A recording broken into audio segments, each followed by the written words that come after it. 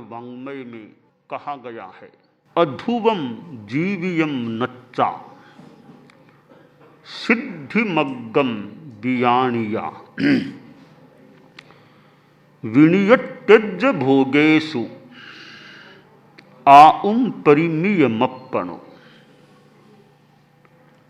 हमारा जीवन, हर प्राणी का जीवन अध्रुव है, शरीर अनित्य है। इमं शरीरम अनित्यम, यह शरीर अनित्य है। दो चीजें हैं, एक नित्यता और दूसरी अनित्यता। हमारी दुनिया में नित्यता भी है तो साथ में अनित्यता भी है। हर पदार्थ नित्यानित्य होता है। एकांत नित्य और एकांत अनित्य, ये दोनों अमान्य किए गए हैं।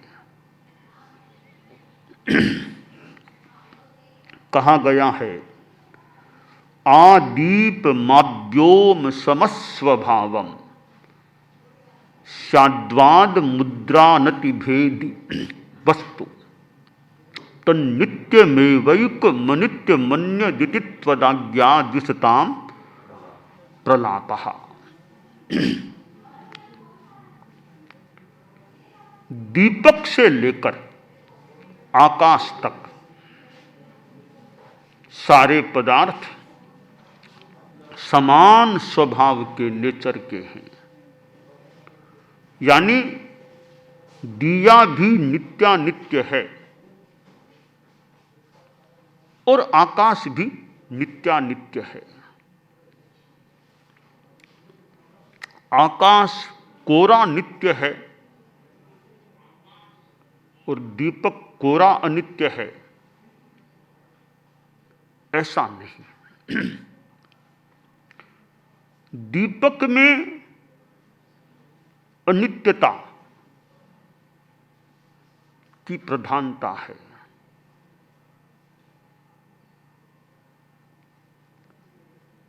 एक अपेक्षा से भले कह दें कि दिया अनित्य है, परंतु इतना सा ध्यातव्य है, दीपक में जो परमाणु हैं वे नित्य हैं। तो प्रश्न होता है, यह शरीर प्राणी का अनित्य कैसे हुआ? उसमें जो परमाणु हैं वे तो नित्य ही हैं, परंतु शरीर के रूप में जो ढांचा है वह अनित्य है। मुझे ऐसा लगता है कि दीपक अनित्य है, यह एक अपेक्षा से कहा जा सकता है। दीपक को एक पर्याय के रूप में हम देखें तो वह अनित्य है। दीपक के जो परमाणु हैं वे नित्य हैं। आकाश को नित्य कहा जाए, एक अपेक्षा से वह ठीक हो सकता है। क्यों? कि आकाशास्तिकाय शाश्वत है, पर आकाश में भी पर्याय का परिवर्तन होता है।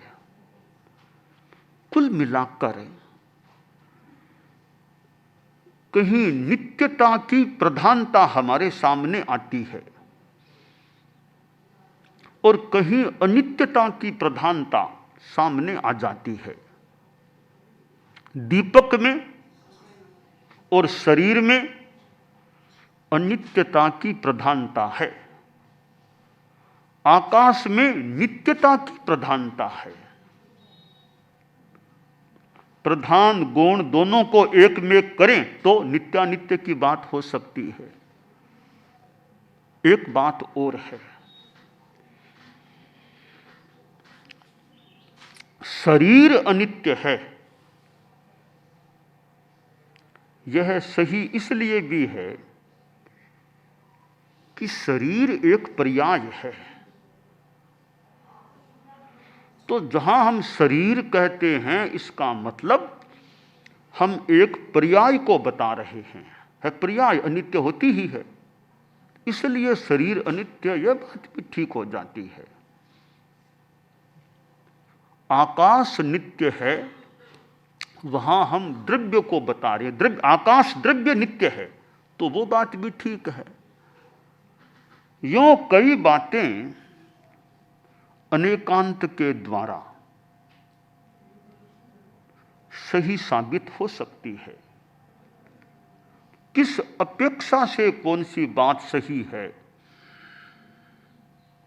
बस यह सरलता ऋजुता से बताया जाए और स्वीकारा जाए तो कई बातें, अनेक दर्शनों की बातें, अनेक धर्मों की बातें सही भी प्रतीत हो सकती हैं। मैं थोड़ा दार्शनिक चर्चा में चला गया, मैं मूल बात पर आ रहा हूं कि जीवन अध्रुव है। हमारे यहां 12 भावनाएं या 16 अनुप्रेक्षाएं बताई गई हैं। उपाध्याय विनय विजय जी ने तो 16 गीत उनके ग्रंथ में मिलते हैं। प्रत्येक भावना पर एक एक गीत भी है, या कुछ पूर्ववर्ती श्लोक भी प्रत्येक गीत के पहले हैं। संस्कृत का ग्रंथ है, गेय भी है, सुंदर ग्रंथ है। पहली भावना अनित्य भावना होती है। मूर्छा मोह को तोड़ने के लिए अनित्यता का चिंतन कारगर हो सकता है, सहयोगी बन सकता है। कि मैं किस पर मोह करूं, यह तो अनित्य है, किस पर मूर्छा करूं, यह अनित्य है, फिर मोह क्यों करूं। मेरे साथी हैं, मित्र हैं, वे कोई स्थायी हैं क्या? मैं खुद भी स्थायी नहीं हूं, मेरा शरीर भी स्थायी नहीं है। मेरे देखते देखते कितने लोग चले गए हैं। शांत सुधारस में भी कहा गया है, यही समम क्रीडिता ये च भृश मीडिता यही सहा कृष्म ही प्रीतिवादम तान जनान वीक्षबत भस्म भूयं गता निर्विशंका स्म इति धीक प्रमा। कि जिनके साथ खेले थे, बचपन में कितनों के साथ खेले थे, उनमें से कई चले गए हैं। और जो हमसे बड़े थे, जिनको हम प्रणाम करते थे, माता पिता को प्रणाम करते थे, वे भी कई चले गए हैं। दादाजी को प्रणाम करते, वे नहीं रहे।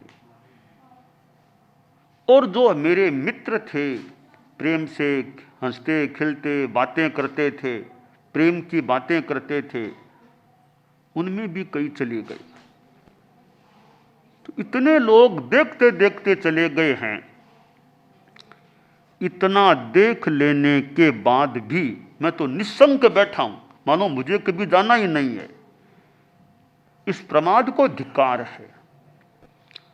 आगम का एक कथन है, अमराययी महासद्धि। बहुत आसक्ति वाले लोग हैं, अमराययी, अमर की तरह आचरण करते हैं कि मानो उनको तो कभी जाना ही नहीं है दुनिया से, हमेशा यही रहना है। ऐसे वो मौज मस्ती में रहते हैं, आगे जाना है इसको वो, ये बात मानो उनके दिमाग में है ही नहीं, या दिमाग में है तो अमल पूरा नहीं कर रहे हैं। तो अनित्यता है।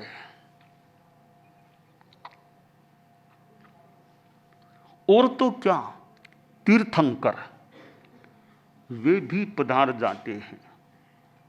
भगवान महावीर वे तो तीर्थंकर थे, परंतु तीर्थंकर का भी निर्वाण हो जाता है, वे भी हमेशा नहीं रहते हैं।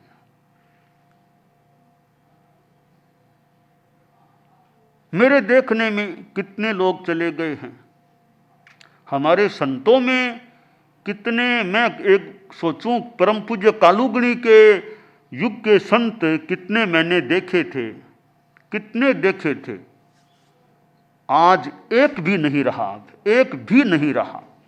कितनों को मैंने देखा था, कितनों से बात की होगी, आज उनमें से एक भी अब धर्म संघ में नहीं रहा है। कालूगणी का युग, न तो कोई साधु हैं कालूगणी के युग के, न कोई साध्वी हैं, पूरा युग ही वह अब नहीं रहा है।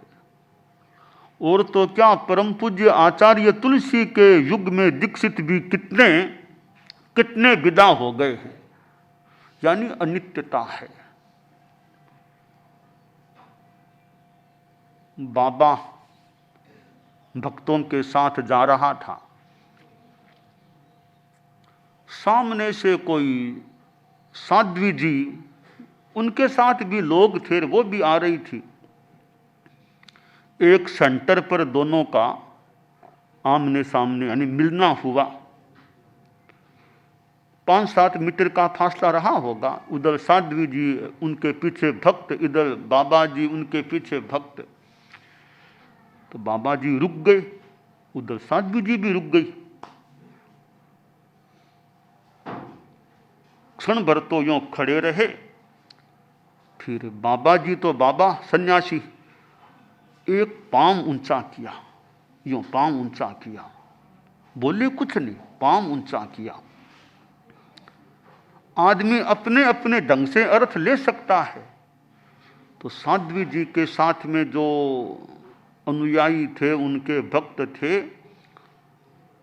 उन्होंने आपस में बात की, अरे बाबा जी बड़े अहंकारी हैं, हमारे माता जी साध्वी जी को क्या संकेत दे रहे हैं, इतने भक्तों को लेकर क्यों आई हो, मैं एक कदम से तुम्हें कुचल दूंगा, ये कहना चाहते हैं बाबा जी। तो हमारी माता जी का अपमान हो रहा है ये तो माता जी भी मुंह खोल बाका फाड़ा, मुंह खोल के बाका फाड़ा। तो बाबा जी के जो अनुयायी थे वो बोले, रे साध्वी जी में कोई तरीका ही नहीं है व्यवहार का, क्यों बाबा जी के सामने मुंह खोला है, क्या कहना चाहती है कि बाबा जी को कच्चे को चबा जाऊंगी मैं, मुझे क्या समझते हो। तो दोनों ओर के भक्तों में थोड़ा गुस्सा, आक्रोश आ गया।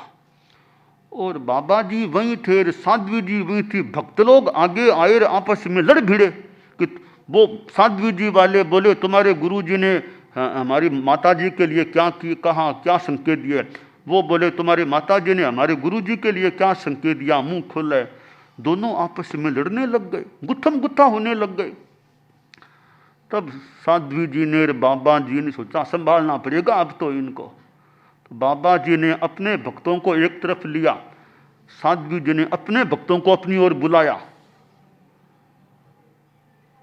मुझे आचार्य तुलसी की याद आ गई। जब वे आचार्य बने ही थे, थोड़ा ही समय हुआ था, बीकानेर में पधारे थे, तो वो रांगड़ी चौक बीकानेर का, तो आचार्य श्री तुलसी का भी जुलूस, उधर सामने से एक अन्य संप्रदाय के भी का जुलूस आ रहा था। तो वो जुलूस इधर आया तो आचार्य तुलसी एक तरफ हो गए, एक तरफ हो गए। कुछ लोगों को भी अपनी ओर एक तरफ ले लिया। तो कुछ उनके अनुयायी बोले हम क्या कमजोर हैं, ऐसे क्यों अलग। गुरुदेव ने एक तरफ ले लिया, वो दूसरा जुलूस संभवतः निकल गया। गुरुदेव तुलसी उस समय तो लगभग 23 वर्ष के अंदाज उम्र के थे, जवान, एकदम नवजवान। उन्होंने अपने कहा अपने एक तरफ हो जाओ। सुना है कि बाद में महाराजा गंगा सिंह जी के पास बात पहुंची तो कहा गया भी कि आचार्य तुलसी छोटे हैं पर गंभीरता का परिचय दिया, वरना दोनों जुलूस आमने सामने होते, गुत्थम गुत्ता भिड़ जाते, पर छोटे हैं पर अच्छे हैं कि एक तरफ ले लिया अपनों को। तो खैर बाबा जी ने अपने भक्तों को इधर लिया, साधु अपने इधर लिया। बाबा जी बोले लड़ते क्यों हो? तो नहीं, आपने हमारे माता जी के लिए पांव ऊंचा करके क्या संकेत दिया था। वो बोले माता जी ने क्या संकेत दिया था? बाबा जी बोले रे हमने तो तत्व सिद्ध चर्चा की थी, अध्यात्म की चर्चा। साधु जी भी मुस्कुराई, बाबा जी भी मुस्कुराए। चर्चा क्या की? क्या की मैंने, जानते नहीं आप लोग, साध्वी जी मेरी सह दीक्षित है, मेरी सह दीक्षित है। हम एक ही गांव के हैं, दोनों सह दीक्षित हैं, भाई बहन, गुरु भाई बहन हैं। बरसों बाद आज मिलना हुआ तो मैंने कहा साध्वी जी हम तो धन्य हो गए, संसार को छोड़ दिया, जीवन का क्या भरोसा। मैंने संकेत किया, एक कदम तो उठा लिया, दूसरा कदम उठेगा या नहीं क्या पता, जीवन तो अनित्य है। साध्वी जी ने मेरी बात को सपोर्ट दिया, कहा बाबा जी संकेत में, कहा ठीक है। मुंह खोला कि एक श्वास तो मैंने ले लिया, अगला श्वास आएगा या नहीं क्या पता, अनित्य जीवन तो। हमने तो अनित्यता की चर्चा की थी, तुम लोग भिड़ गए। तो बाबा जी बोले ज्ञानी शू ज्ञानी मिले करे ज्ञान की बात, मूर्ख शू मूर्ख मिले का मुक्का का ठाफ। हमने तो ज्ञान की चर्चा की, तुमने अर्थ ही दूसरा निकाल लिया, मेरा अर्थ दूसरा निकाल लिया, साध्वी जी की बात का अर्थ। मैंने कदम ऊंचा किया अनित्यता की बात बताने, उन्होंने सोचा कि माता जी को कुचलने की बात कह रहे हैं। माता जी ने मुंह खोला तो इन्होंने समझा कि कच्चे को चबा जाऊंगी यह कह रहे हैं। तो तुम लोग तो मानो अज्ञानी हो, एक अपेक्षा से अज्ञानी हो। अब दोनों समझे रे ये तो गुरु भाई बहन, हम फालतू मूर्ख आदमी लड़ने भिड़ने लग गए। तो खैर यह तो एक सामान्य बात है, साधु की बात अलग है, गृहस्थों की बात अलग है, ज्ञानी की बात अलग है, कम ज्ञानी या नादान की बात अलग होती है। अनित्य है जीवन, अनित्य है। इस अनित्य जीवन में नित्य को पाने का प्रयास करें, यानी आत्मा को पाने का प्रयास करें। शरीर अनित्य है, नश्वर है। जैसा कि मैंने कहा परमाणु तो नित्य ही है, शरीर रूप पिंड अनित्य है। आत्मा के असंख्य प्रदेश हैं, वो पिंड नित्य है। इस अनित्य शरीर से ऐसी साधना करें कि नित्य आत्मा का कल्याण हो सके, वो है अध्यात्म की साधना। तो अनित्य अनुप्रेक्षा भावना एक साधना का प्रयोग है, एक चिंतन का कोण है। राजा राणा छत्रपति हाथिन के असवार, मरना सबको एक दिन अपनी अपनी बार। तो मोह मूर्छा का भंग करने के लिए, कमजोर करने के लिए अनित्यता का अनुचिंतन करना चाहिए। शरीर अलग है, आत्मा अलग है। आत्मा चली जाती है, शरीर पीछे रह जाता है, स्थूल शरीर पीछे रह जाता है। बच्चा जन्म लेता है और बचपन में ही चला जाता है, जन्मा की थोड़ी देर में विदा हो गया, ऐसा भी हो सकता है। और ये कई बार पता तक नहीं चलता किसको कितना जीवन काल मिलेगा। कोई कह दे कि भगवान महावीर ने तो गर्भ में प्रतिज्ञा कर ली थी कि माता पिता जब तक रहेंगे तब तक मैं साधु भी नहीं बनूंगा, दीक्षा भी नहीं लूंगा। ठीक है, एक चिंतन। दूसरे कह दे हम भी ऐसा ही करेंगे कि भगवान महावीर ने माता पिता की विद्यमानता में दीक्षा नहीं ली तो हम भी माता पिता की विद्यमानता में दीक्षा नहीं लेंगे। भगवान महावीर का अनुकरण करो फिर पूरा ही करो। भगवान महावीर का करो तो पूरा करो। भगवान महावीर ने तो जिस ढंग से साधना की, वे तो तीर्थंकर बने, तुम भी तीर्थंकर बनो फिर, या तो तब पूरा अनुकरण होगा। केवल एक बात में उनका अनुकरण कितना करना चाहिए, क्योंकि वे तो जानते थे कि मेरा आयुष्य है, मैं तो साधु कभी बन जाऊंगा। बाकी सामान्य आदमी की माता पिता की विद्यमानता में साधु नहीं बनूंगा, यह संकल्प कर ले, आयुष्य जल्दी आ गया तो फिर क्या होगा, फिर कौन साधु बनेगा। तो महावीर थे, हम तो हैं उतने ही वीर हैं। इसलिए या तो पहले महावीर बनो फिर उनका अनुकरण करो, तब तो ठीक है। हैं तो अल्पवीर, बात करें महावीर की अनुकरण करने की तो खैर यथा औचित्य आदमी को चलना चाहिए। अध्यात्म का आसेवन भी करना चाहिए। तो हम अनित्य अनुप्रेक्षा के द्वारा मूर्छा, मोह, ममता को तोड़ने का प्रयास करें, यह काम्य है।